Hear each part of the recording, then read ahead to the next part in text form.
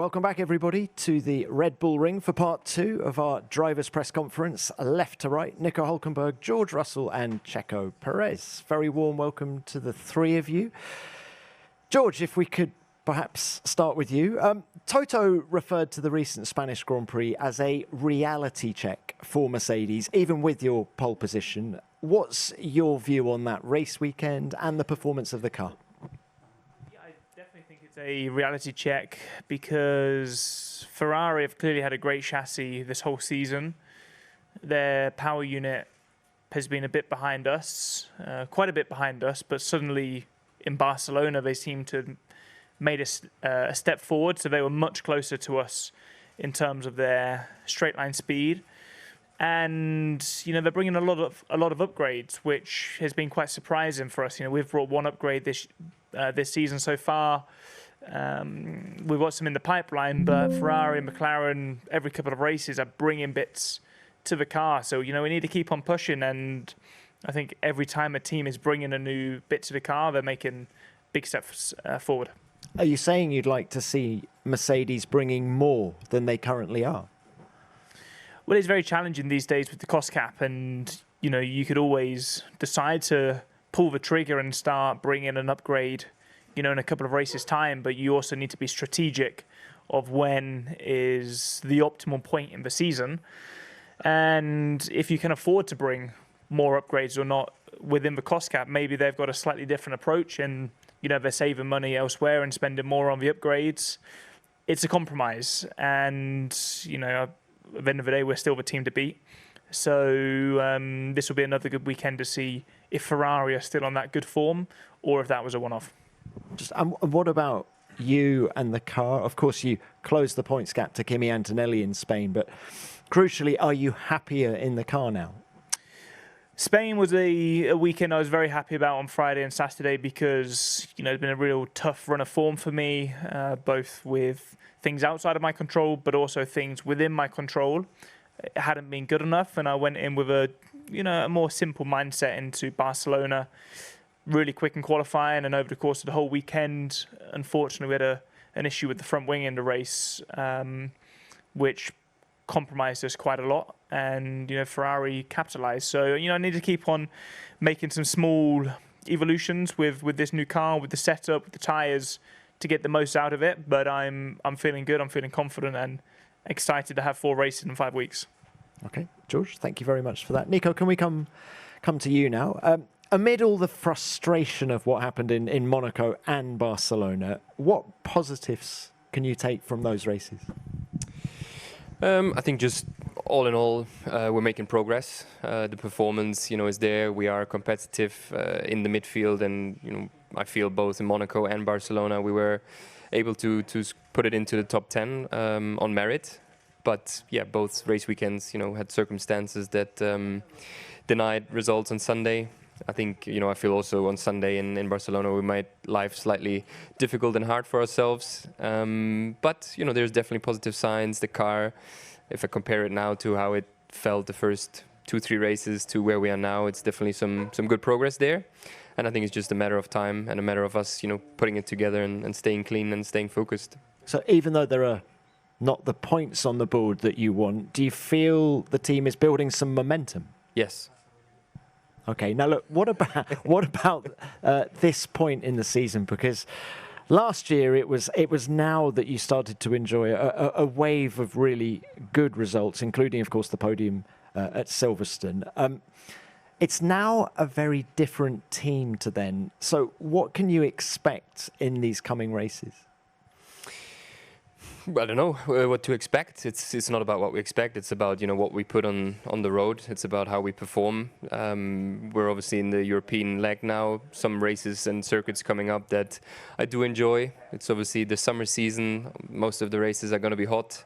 Silverstone around the corner next weekend, which is one of my favorite tracks. And yeah, we'll obviously give it our best shot and try to finally take something home on Sundays. But how different does the team feel now compared to a year ago? Yeah, of course it's different. Being a factory team now, being Audi, it certainly there has been a change and a shift in the team. all positive. Like I said, I think the first 5-6 races were obviously tough for us, challenging on many areas or in many areas, but I feel we've battled through it, and really digged ourselves out, but we haven't gotten the reward yet. So we keep working and pushing for that we will force it to come. Nico, thank you for that. Checo, coming to you. Big weekend for the team here. You've got a substantial upgrade package. What are your hopes? Yeah, we definitely want to make good progress. We can see that we are getting closer towards the midfield, especially over a lap. I think still we are lacking quite a bit on the degradation side with the tires. We are bringing an upgrade here that hopefully can get us even closer. And once we are there, it's all coming down to the little details. I think operationally, the team has been improving quite a lot, making really big steps so far. So yeah, hopefully this upgrade can put us a lot closer. You talk about the steps that the team has made. What has been the biggest lesson that Cadillac has learned so far in 2026? I think the importance of maximizing everything, in terms of operational side, the strategy, it's irrelevant of where you are on the grid. Formula One is very competitive all across. Even if you're fighting for P18, it's still at a very competitive level. You're fighting great teams like Aston, great drivers. So it's about maximizing every single detail out there. And on a personal level, Checo, you've now got a decent number of races under your belt this year. When you look back at the year out last year, how long did it take you to get up to speed? Do you think it cost you anything in those early races? I think it was really good for me. The way it worked out, having a year off, is not easy to come back to the sport. I was actually surprised, when I did the test in the middle of last year with Ferrari, with the 23 car, how quickly I got up to speed. I didn't want to drive anything else, because any other series, until I knew what I was going to do in my future. And I didn't drive anything other than karting. And when I jumped in the Ferrari, within a couple of laps, couple of runs, I was already up to speed, up to the pace. So that gave me a lot of confidence. And I knew that starting this year, everyone was going to start from zero. So with these new regulations, and I think pretty much straightforward, once I've done it for so long that it didn't take me too long to get up to speed. But there's something new for you this weekend. It's a heat hazard. Here at the Austrian Grand Prix. Do you think you're going to use the cooling jacket? I don't want to use it, but anyway, you pay the penalty on the weight. I don't think, I'm Mexican, so for me this is not too warm. It makes me laugh that all the Europeans are concerned about this level of heat, but for me it's pretty average, so, but I will warm it just to keep myself a little bit cooler. All right, great. Thank you for that. Let's open this to the floor now. Broadcasters first, please. You're the only one wearing shorts on there, Sergio. To be fair, George and Nico looking very cool in trousers. George, if I can turn to you, David Croft, Sky Sports F1. Lewis said in a press conference in Barcelona, I'm back to doing what I do best after his win. So with that in mind, is he a bigger title contender to you, or is Kimi Antonelli still the one you've got to beat? Yeah, firstly, it's great to see Lewis back doing what he does best. And I think that's also just such an example of how challenging Formula One is, because the cars are so complex, the tyres are so complex, the power units are complex. Everything needs to click. And if one thing isn't clicking, you can't get the most out of yourself. And, people were writing him off last year, or even the year we were teammates in 24. Is he too old? Is he this? Is he that? And then he goes and he's been smashing it for the last 4 or 5 races, and it just shows that you don't forget how to drive overnight. You need yourself, your team, the setup, the understanding of the tires, everything just to click. And when it clicks, you fly. As you say, it's beautiful. So, and that's where he is at the moment. And for sure, he's a big threat. Ferrari are a huge threat. Kimi is still very much the driver out front and is performing really incredibly and consistently. But yeah, Ferrari feel like they're coming, and Lewis is at the forefront of that. What makes you more nervous, the intra-team battle with Kimi or battling with someone from another team? Neither makes me nervous. It makes me excited to be honest, because the more people you're going head to head with, that's competition. And that is how it was for all of us when we were go-karting. You were never racing one competitor. There were 3, 4, 5 drivers who are all competing for wins. That's how Formula One should be, and that's what excites us. So, I'm looking forward to it. Okay. Next one, please. Here is Roland Rodriguez from DAZN Spain. A question to George. You both drivers in Mercedes are fighting a lot in the track. I would like to know your opinion about team orders in Mercedes. The team should consider it sometimes or just fight? I think it's clear the win for the team is the priority. It doesn't matter which driver. You saw in Canada, Kimi and I fought really hard, but we were pulling away from everybody else. So the win for the team was not under threat. But then you look in Barcelona and suddenly you have another driver who's in the fight. And Lewis had the safety car, this helped a lot. Without the safety car, Kimi and I were losing time together, and it would have given the opportunity to Ferrari to win. And that is when, we need to be smart as teammates. And it's very clear, the team wants to win the race. It doesn't matter if it's myself or Kimi. Thank you. Next. Moritz Steidl, Servus TV. Question to George. George, there were a lot of reliability issues from Mercedes power units this season. It happened also to you last time around to Kimi. Is there something that is in your mind when you're entering the cockpit? And also, like in the debrief, how much into detail can you go? And did you find a solution yet? It's very much a priority for everybody at Mercedes to get on top of, and is often the case at the beginning of a new regulation that you're pushing the boundaries of performance, and it's difficult to know that balance with regards to reliability. So it's not something I'm thinking about at all, to be honest, when I drive. But as a team, it's the highest priority for Mercedes and all of the other Mercedes customer teams. Thank you. Next. Mara San Giorgio, Sky Sport F1 Italy. A question to George. Is there a plan to control battery alarm? And how big is it for you and the team? So with the reliability, you mean, or? Well, it hasn't been straightforward to analyze the problems. My battery from Canada is still, in the sea freight because we were not allowed to fly with it. But we have seen these issues back at the factory. We've seen the issues on, McLaren and the Williams car. Kimi had the same issue in Barcelona. So as I said, it's the highest priority at the moment. And to be honest, I'm focusing on the performance and focusing where I can make my improvements and leaving those details. I'm not allowing myself to get too stressed over something I cannot control. Thanks. Next. From Supersport Africa. First off, the Soccer World Cup is on at the moment. Mexico's already into 32. So is Germany. So, guys, have you been watching some of the games? And, George, do you think England can finally bring it home? Nico, let's start with you. Big game for Germany tonight. Yeah, exactly. No, it's a convenient time in Europe. No, 10 p.m. usually from bed. Once the little one is in bed, it's been following a bit casually, and it's good going to bed program. Yeah. Checo. Yeah, for us has been very excited. Having the World Cup in Mexico has been great, and the national team is playing really well. So we are excited now to see what comes next in the next couple of rounds. How sad are you to be missing the games in Guadalajara?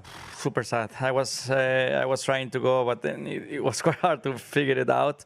But I think if we go through the next game, I'm definitely going, because it will be in Mexico again. So I will have to go. George? Yeah, the three of us were just briefly talking about it, been following. It might be against England, actually. Would it could be? could Okay. be one of the options. I'll Maybe jump- we go together. I'll jump on your plane and I'll come with you. I've been following a lot of the games. Obviously, following every minute of England, and really behind them. And I think they've got an amazing chance. Obviously, the result wasn't perfect in the last game, but clearly the performance was great, and they look very solid. Yeah, firstly, welcome to our new channel about the Formula One interviews, about the press conferences, news, and the other stuff. We are going to have a lot of combined videos in our channel, but for today, firstly, we wanted to start just a pre-race press conference. We had uploaded the first part of the press conference in our channel, and this was the second part of the press conference on our channel. And of course, for a couple of hours, we're going to have the second part, actually the drivers' interviews, pre-race drivers' interviews on our channel also uploaded. And I want to remind to all of our viewers, to all our subscribers, that they are going to subscribe our channel. At the press conferences, I will try my best at the end of the video to give my opinions about that session, about that day, and actually what's happening actually at the Formula One. And always I will be in the corner of the video, and also the press conferences will be at the main part of the screen. And of course, as I said, I will try my best at the end of the video to give some comments about that session. It's a normal thing that if you don't like to hear me or to watch me, what kind of ideas I have, what kind of comments I have, just you can skip this part of this video. But just not to forget about to like it and to subscribe to the channel, and maybe to comment about the press conference, because as I said, as always, I will be the comment the press conference, just the first part of it. The second part, where is the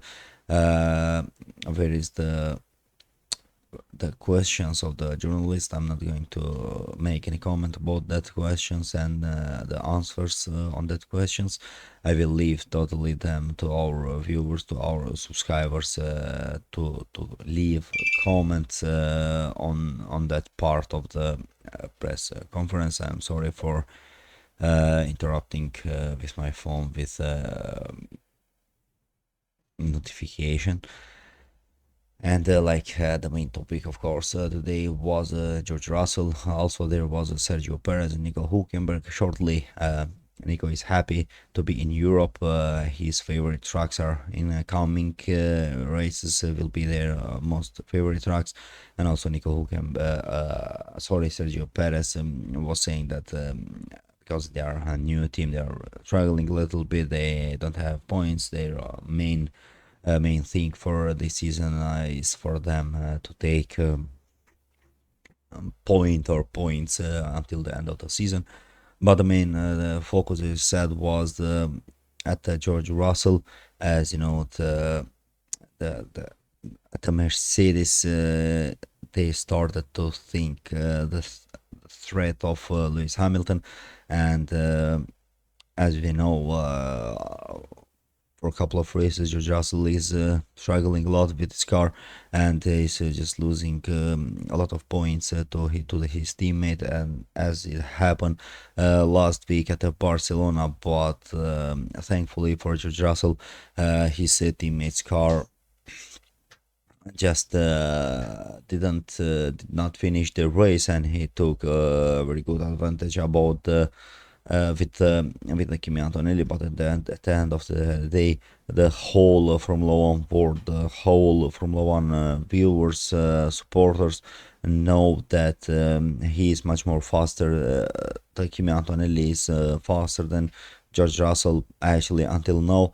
But also there is one more problem for George Russell, because Lewis Hamilton there is a lot of rumors, there is a lot of informations about the new upgrade of the Ferrari with their engine, and everyone is saying that Ferrari until now had a very good chassis until now on this season, but also if they bring that engine update, and also if that upgrade works perfectly like they are thinking, like that we have rumors on the internet, I think it will be a very huge problem for the Mercedes and also for the George Russell, because as we know, Toto Wolff said Lewis Hamilton is like a shark, and when he smells blood, he just goes for it. He was thinking about to have the chance to be a champion in this season. But I think if George Russell's struggle keeps going like this to be overtaken by your teammate, definitely I think that Mercedes will favorize Kimi Antonelli, and if things happen like this, like I'm saying, but we will never know. We will see what will happen at Saturday and Sunday. But if things goes like this, if we see a strong Ferrari, I think George Russell will be like a Valtteri Bottas at a Mercedes supporting driver to the Kimi Antonelli. And as I said, the second part of the press conference, there is the journalist questions. I'm not going to comment anything about that part. Just I will leave those comments to our viewers. Lastly, don't forget to like this video, to comment it, and to subscribe to the channel.